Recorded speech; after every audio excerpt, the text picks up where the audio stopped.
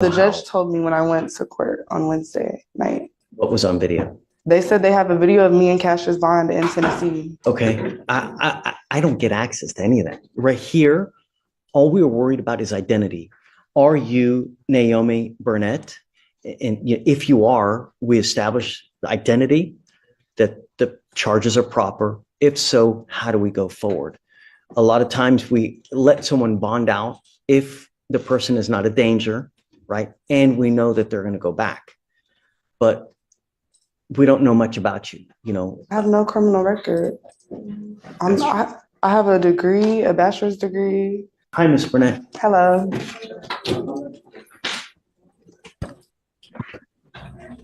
Okay, so it looks like you're wanted somewhere. I don't know where. One out of Rutherford County, Tennessee. Warrant was issued out on September 9, 2024 for 3 charges: theft of property $60,000 to $250,000, and identity theft of at least 10 counts, and a fraudulent use of $60,000 to $250,000. I will obviously be opposed to a bond. She already waived on November 20th. Does she have an open local as well? No, Judge. Why did it get reset so much? I do not know. Well, it's carried over. Oh, it's carried. Okay. Ms. Oko. Judge, so Ms. Burnett does tell me that she's a victim of identity theft. So she's believing that this is just stemming up from someone else using her identity to do different things that she has no, and she did write a report on this, I believe, a few weeks before this charge came down on her. Right here is where things start getting intense. You've got a defendant facing serious felony charges, identity theft, fraud, and theft in the 6-figure range, but she's claiming she's actually the victim. That flips the entire narrative. The court isn't just deciding guilt here, it's trying to figure out who this person really is in the story. Is she a mastermind behind a major financial crime, or someone whose identity was completely hijacked? And here's the twist. There's talk of video evidence, but no one in this courtroom has actually seen it yet. So now the judge is stuck balancing risk, uncertainty, and credibility. What would you do in this situation? Trust her story or trust the charges? So you're telling me that the felony capias and the $60,000 to $250,000 theft of property and the 10-count identity theft, the fraudulent use of a debit card of $60,000 to $250,000, all that was someone else? Yes, Judge, that's what I'm being told. Ms. Burnett, go ahead. Yes. So last year, I already filed a police report against Cassius Bond. He stole my social security number and he used it to open up an electricity bill in my name. And I also have other charges against him regarding burglary of an habitation. He broke into my house and stole my phone, and he stole money from me. And he also put his hands on me. So I'm guessing these charges are from him. I've never been to Tennessee before in my life. How do we verify that? I've never been to Tennessee. No, well, I mean, the problem is that, you know, a lot of people tell me something, right, when in fact the sky is blue instead of purple. People come in here and tell me, yeah, the sky's purple. Man, this pig was blue. And I'm like, what? Pigs are pink. Yeah, man, this pig was blue. You got to believe it. I have proof of being in Houston on those dates, whatever dates they're saying. Okay, so I guess, I mean, I could have you get with the lawyer somehow, you guys. I mean, we've given you a lawyer. She's here to help you out in whatever manner that they can. I would suggest that you guys get together to figure out how. That's a lot of baggage. I mean, that's... Yeah, I was working with the assistant district attorney. We were pressing charges on him. So I didn't know he was out of jail. He was supposed to be in jail still. I mean, I guess I can have you guys talk about it. You've already waived, right? Yes, Judge. Do you know if Tennessee's going to come get her? As far as I know, they are, unless they tell me different from 5 days ago. But the waiver was sent on the day she signed with the magistrate, so they would have told me. You basically have 9 days left. With the nature of the offenses, they can be done remotely because their identity, the very nature of the offense is that they could be done remotely. And if it was similar to conversion for the theft of property, they could have occurred from here, but the impact in Tennessee. And here's the deal. We give the other jurisdiction 14 days to come get you. You've already been sitting in there and you waived already. So they only have 9 days to come and get you. If they don't come within that time, Harris County releases you. So, but I'll tell you, even if Harris County releases you, that warrant is always going to remain out there until you go back to Tennessee and try to take care of it one way or the other. I don't mind going to Tennessee. I have transportation. I just don't want to remain in custody. I know, no one does, right? But and I was told there was some type of video, so I don't see how it could be electronically done. Also, it is worth noting that I never. we don't know. We're speculating. We don't know. The judge how. told me when I went to court on Wednesday night. What was on video? They said they have a video of me and Cassius Bond in Tennessee. Just give me a second, Jake. Okay, I don't get access to any of that. Right here, all we were worried about is identity. Are you Naomi Burnett? And if you are, we establish the identity, that the charges are proper. If so, how do we go forward? A lot of times we let someone bond out if the person is not a danger, right? And we know that they're going to go back. But we don't know much about you, I have no criminal record. I have a degree, a bachelor's degree.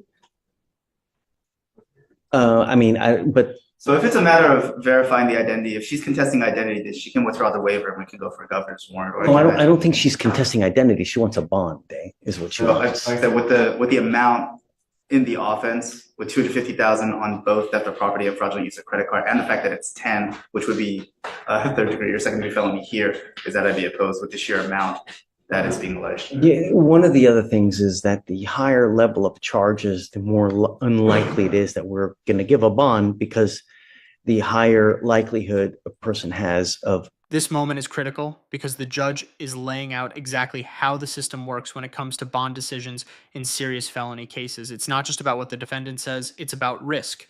The higher the charges, the higher the potential sentence, and that increases the chance someone might flee instead of facing trial. That's why even someone claiming innocence can still be denied bond.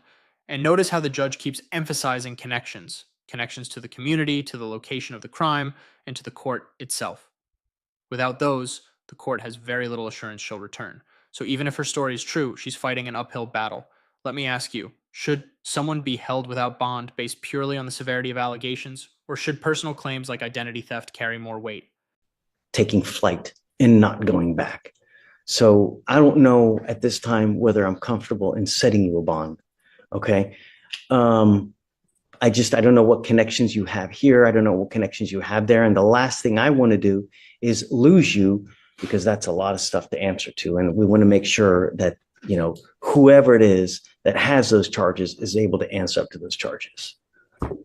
So I also say that I already have a lawyer ready in Tennessee. So what we can do here, is I can have you talk with Ms. Oko, figure out if there's some way that you can show that it's someone else, right? And if so, then we can talk more. Okay. Okay. But understand that I can't just take your word for it, Understand? But Okay. So even if I have police reports on him for already stealing my identity. I'll let you talk with Ms. Oko, see what you can formulate, craft some kind of plan so that they're satisfied and I'm satisfied, and then we'll go from there. Okay. It's not a no. I mean, it's an uphill battle, but it's not a definite no at this point. Okay. Understand? Okay. Yeah. All right. Thanks. And just give me a heads up if you have anything, different. Ms. Wickenhofer, in the flesh. I know, right? We're famous, by the way. Over 30K people watch it. Anyways, it doesn't matter. I have to read off my phone, so I apologize, but It's okay. it says, Your Honor, I was convicted of driving while intoxicated in this court on October 14, 2019, under cause number 222. You already got it. I was sentenced to 4 days in jail, and I have completed that sentence, including paying all fines, costs, and restitutions. I am here today because I meet all the legal requirements under the Texas law for non-disclosure of this conviction. Specifically, Number one, my conviction was for DWI with a blood alcohol level below 0.15, which actually was 0.11. I specifically remember. I was not placed on community supervision for this offense. This offense did not involve an accident with another person. I finished my sentence over 5 years ago. I have not been convicted or placed on deferred adjudication for any other crime except for minor traffic violations. This conviction from 6 years ago is still hurting my reputation and my ability to grow in my career. I deeply regret my actions and have learned from my mistakes. Since then, I have worked hard to turn my life around, and I am asking for a second chance. Granting this non-disclosure will allow me to fully move forward, both personally and professionally. It would help me reach my potential and improve my future. Thank you. Absolutely.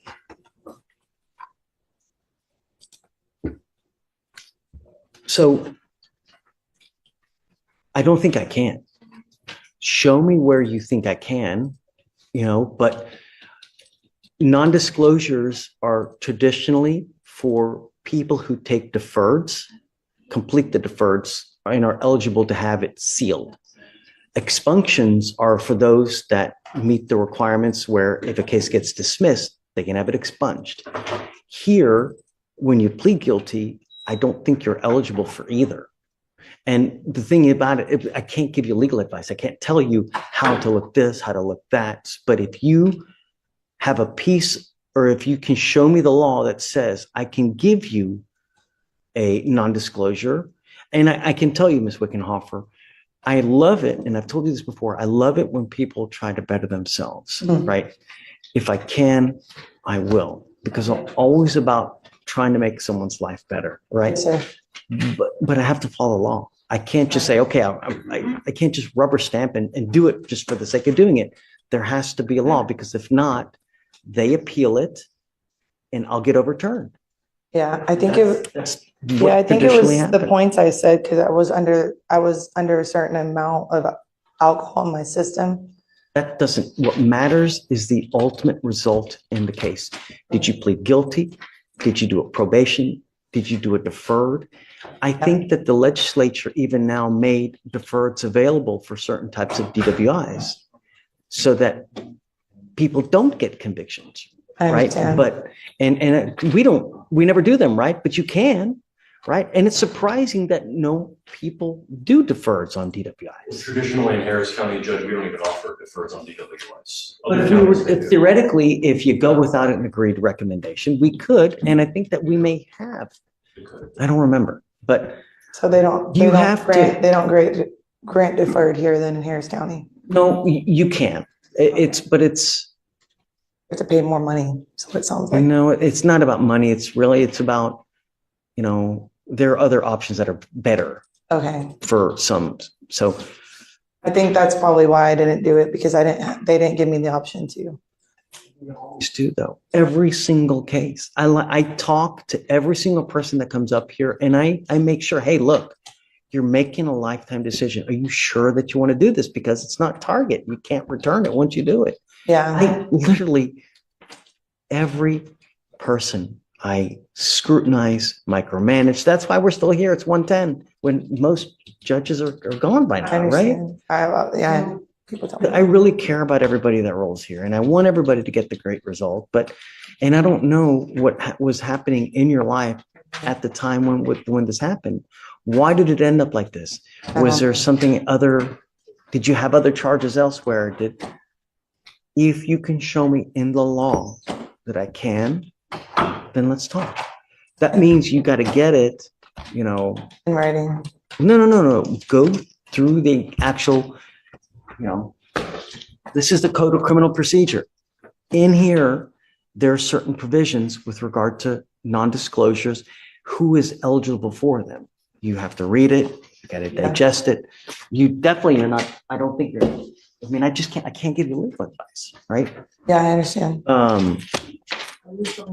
Something we could do, but I don't know. I just want something to be done. I just don't know what can be done. Doesn't sound like anything, which really sucks for me, but. It does. Yeah, and the thing is that I even tell people that, within a certain amount of time, if you get buyer's remorse, within 30 days, of doing something. We've really reopened cases for people who get buyer's remorse, but here the case is 5 years old. I have no jurisdiction. Even if I wanted to reopen it to do something, I can't. The only advice Any service I can do, like any like extra thing I can do? what I would do is really go to a lawyer. You're going to have to spend a little bit of money. Go to a lawyer and fine tooth comb non-disclosure law Okay. and see, is there an out? Is there this? Is there that? Mm-hmm. Just ask questions. Okay. You may have to like hire a lawyer to really dig into it to see what you can do. Okay. But I can't give you legal advice. I can't sit there and comb the code with you to see, is there a provision that would get it? Because there's so many little nuances here and there. Right. I mean, even so much as a 0.15 or above or 0.15 or below, how long it'll suspend your license versus this, there's just so many little nuances. I'm so sorry. It's okay. What was that book called again? The Code of Criminal Procedure. Okay. All right. So, Thank you. and right, Google Code of Criminal Procedure, Texas non-disclosure, and even if you do that in Google, you'll have so many other lawyers' sites. Read through all those. Okay. But I don't think that I can. Once you plead guilty, that's it. That's why I caution everybody, when you take the easy way out, when you do something like this, it's a lifetime thing. Yeah, I understand. Thank you. Sorry, Ms. Wickenoff. I can't tell you how upsetting it is, the way that you've treated us. It's absolutely just, your case is 1,580. It's nearly 1,600 days old, and you want them to just and you come in shorts? Really? Would you go to church looking like this? Okay. So why come to court like this? I wasn't aware of it. This is my first time actually. This is a courtroom. Don't play this. I didn't know. It is a courtroom.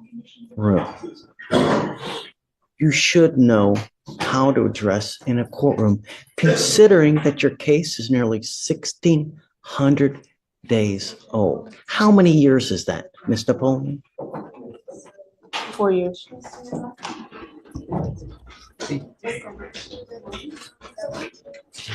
You have until next Monday to get the mitigation packet done. If you don't have it done, then you will get an immediate 10-day trial setting. And I don't care who's got what. State, get ready for trial now. Please get everything that you need to get now, because I'm fast tracking this to trial. And I don't care what came this, what came that. Jesus came down to prevent you from doing. I don't care. You have until Monday to get the mitigation packet done. And if you don't have it, then you will either accept the plea bargain from the state, or you will get a 10-day trial setting. Yes, sir. Do you understand? And if you come back again in shorts, I can't tell you the level of disrespect that shows, not to mention the fact that your case is 4 years old. I mean, it's a double kick in the ding-ding to us, really. And you ought to be ashamed, because that's not the way someone acts. All right, take a seat for me. We'll be back. Good morning, Mr. Hodges. Did you run an NCIC on him, please? What all does he have open elsewhere? Yes, I'll run it right now. And then if you can refresh my memory with regard to our case as well, please. Yes.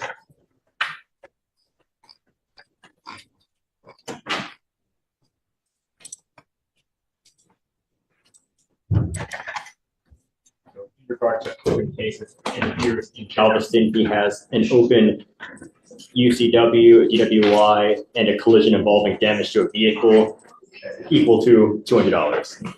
So it's an FSGI, DWI, and a UCW. Yes, Judge. And then in regard to this case, the officer responded to a criminal mischief and made contact with the complainant, where the complainant stated he woke up and realized his tree had been ran into. He checked the surveillance and observed the defendant's motor vehicle colliding into the tree, traveling at a high rate of speed. and observed the defendant appearing to get out of the motor vehicle, walk in front of the vehicle, then get back in. And the officer later observed tire marks damaged on the landscape leading up to the tree, damage to the bricks around the tree, as well as damage to the tree itself, leading to damage approximately $200 for the grass and bricks and $2,500 for the tree.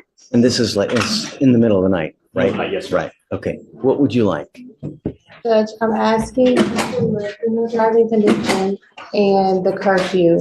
I get it, it sounds bad, but Judge, he's unable to work. He's an electrician. He works throughout the night sometimes. Oh, I'm not, I don't want you out in the middle of the night, Mr. Hodges. You have 4 open cases and you're out. You already were given one chance when you got on bond for those 3 cases out in Galveston. Now you've picked up another case in the middle of the night. Are we able to lift the no driving restriction then, and maybe do 5 to 10 p.m.? It's just the 6 to 6 kind of interfere with his work schedule, like I said, but I understand completely not wanting to drive at night. What's the curfew now? I think it's 6 to 6. It's 9 p.m. Oh. No, I don't do that bad. It's 9 p.m. to 6 a.m. What do you want, Mr. Hodges? I'm not giving you in the middle of the night. I'm telling you now, you have 4 open cases.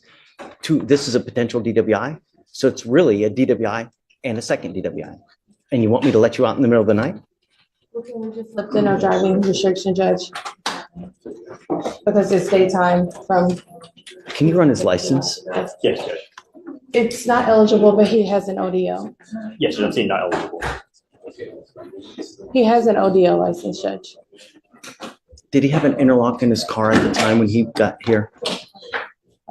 I don't believe so. Then I'm not going to do it because he's supposed to have an occupational always needs an interlock. It may have. You're Judge. you're violating your, But did you have an? you're supposed to have an interlock as part of the occupational license. You're in violation of your occupational license, It may not have required that, Judge. Because I'm not on the Galveston case, but Show me, do you have a copy of the occupational I license? can get you one. Show it to me. Let me take a look at it and then we'll see. Mr. Hodges, just take a seat for me momentarily. When you find it, come back up and let me know. Okay, will do. I have the granting of the occupational driver's license. The reason it didn't require interlock is because he had it prior to this. He got it for tickets that were unpaid because he didn't have insurance. He has current active insurance. I have the ODO right here. Who gave it to him? Is it a JP court? Yes. Can imagine knowing that he has that open DWI in Galveston and knowing that he has now picked this case up here where it has an alcohol. I can't imagine that they're going to let, But right now it is still active. So are we? I don't know how comfortable I feel with him driving. Are you mom? Come on up, mom. Come up, Mr. Hodges.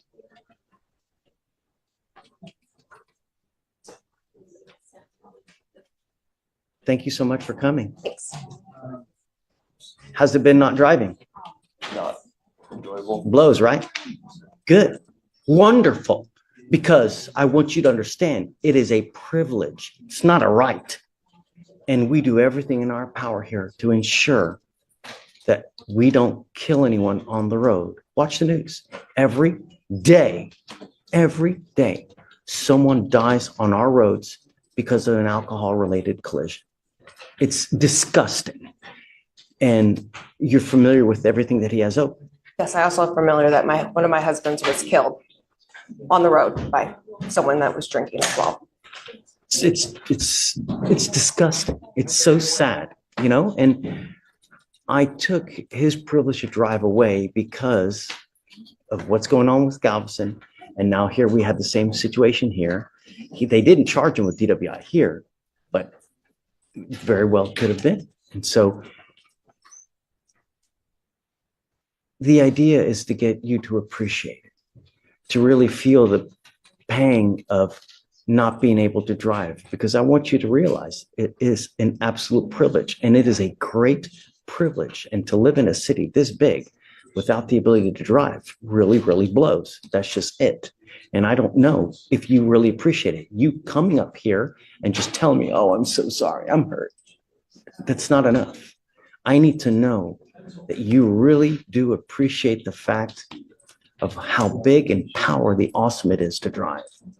I'm not ready yet to let you drive. I need to see some kind of proactivity showing me that you really appreciate being able to drive. But as it stands now, it's been 30 days since he's had this case here open. He's got the 4 cases over there. And I can tell you now, the judge that granted that license, if that judge now knows all these cases are open, I would bet my pinky toe that that judge would revoke that license now. Because I don't think any judge wants their name on a license with that kind of baggage to it. So I'm sorry. If you need more time at night, I'm happy to give you a little bit more time past 9 o'clock. It's not so much, excuse me, it's not so much the night, it's where he works being an electrician. He has to be there earlier in the morning. So Okay, I'm happy to work with you. You want 5 in the morning? What time do you want? 5 would be better. Okay, done. I'll give it to you. Show me that you appreciate the fact of driving. How do I do that? Use your imagination.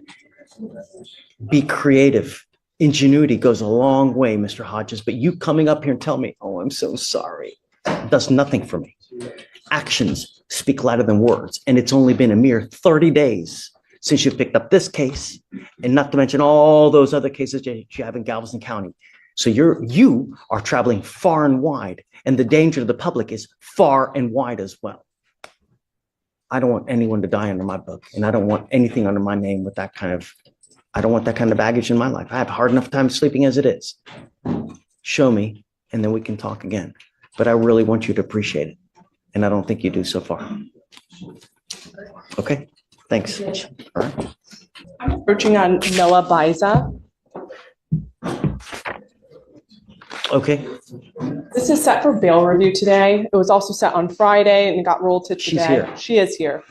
Her bond was revoked and raised last week due to her picking up a criminal trespass. So she does have 2 ankle monitors on right now, and we would just be requesting that one of those come off. Obviously, she knows that she's not supposed to be within 200 feet of Stereo Live, which is the bar that she was trespassing at. what I don't want is I don't want her out in the middle of the night. And so that's why we have that on. And I'm paying for everything, so nothing is going to come out of her pocket. Come up, Ms. Bison.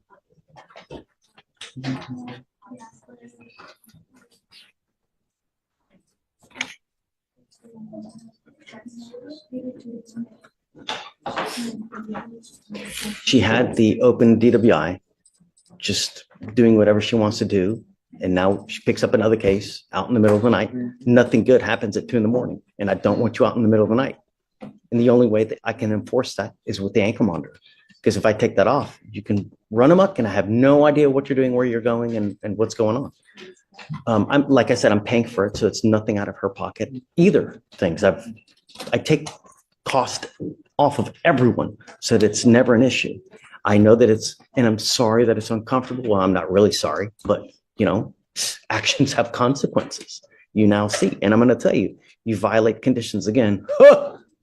Get ready for that bond. It's going to sprout legs. It's going to be, you understand? Show me after a while that we can trust you and perhaps we can talk. But you're just now getting out of jail after violating conditions over and over. Thanks. Understood. Okay. Thank you. So you're now out of jail. You have a lawyer. It is your responsibility to stay in touch with them, and they will tell you when you have to come back to court. If they tell me they can't get a hold of you because you're playing games, you're ducking and dodging, you pick up a 3rd case, violate conditions again, there goes the bonds. Do you understand? Okay, stay in touch with them, and they'll tell you when you have to come back to court. So I'm going to waive the appearance so that she's whatever you guys need. Thank you. And she did just complete IOP, and then she is planning to enroll in SOP prior to potentially entering into any other program that the court might have available. So yeah, it's up to you guys, whatever, I'm just here. I just want to make sure that she's not out and about and continuing to party. According to her, she wants to go to school for this. She wants to go to school that, if you really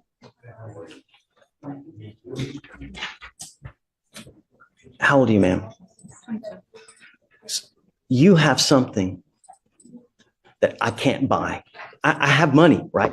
I've got a ton of money here, there. Steven's got a lot of money, babe. But you got something that I can't buy. You got something Bill Gates can't buy. You got something that Jeff Bezos can't buy. Do you know what that is? No. Age. And the reason is all those guys would pay an arm and a leg to be able to take back time to have age. But what matters is what you do with the age that you have. If you do nothing, it's a complete waste. If you're going to school and if you really care about the future, then you're going about it all wrong by continuing to pick up cases, partying, going to a bar and refusing to leave the bar because I've got to wait for my drink.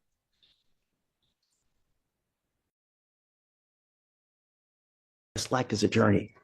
It can be a great journey or it can be a rotten, miserable journey. And as a young woman, you should never, ever have to realize or depend on a man.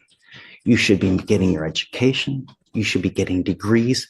You should get knowledge so that you never have to rely on a man. Men suck. Men are dogs. And you need to be able to rely on yourself, because if a guy says that they're going to take care of you, great. But one day they may never be there. One day they may take flight. And if you don't have an education, if you don't have a career, if you don't have knowledge, you'll be destitute, penniless, always dependent on a man. Don't. Become a strong woman with knowledge, because then that life becomes a great life. Because this life is only about one thing. This, the almighty dollar. And if you don't have this, you ain't got shit. You know what I mean? Yes, sir. So get your knowledge. Stop picking up cases. Once that age is gone, don't come back. Thanks.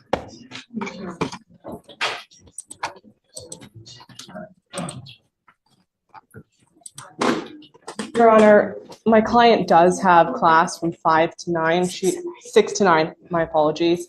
And I know she has a curfew right now that is imposed. Would the court be amenable towards pushing that curfew back a little Absolutely. bit? Show me proof that you're in college or that you're in class and that the class goes at that time. I'll happily give you time to go home. Of course. Yeah. But I'm not going to take your word for it. Show me that you're actually enrolled. You got like either a syllabus or whatnot. And then I'll, of course, am always amenable to working around a schedule for school. Of course. Just show me and then we'll do it. We'll present her to the court. Please. Thank you, Your Honor. Of course. May we be excused? Yes, ma'am. Thank you. What we've just seen across this courtroom session is a powerful reminder of how complex and human the justice system really is. From a defendant claiming to be a victim of identity theft while facing massive fraud charges, to another individual learning that a past conviction can follow them for years, to repeated warnings about responsibility, accountability, and second chances. The judge is balancing law, risk, and real-life consequences in every decision. The rulings here weren't just about punishment. They were about control, prevention, and forcing accountability before things spiral further. Now, I want to hear from you. Do you think the judge handled these situations fairly, or were some decisions too harsh? And if you found this case as shocking as we did, make sure to hit that like button, share your thoughts in the comments, and don't forget to subscribe for more jaw-dropping courtroom breakdowns.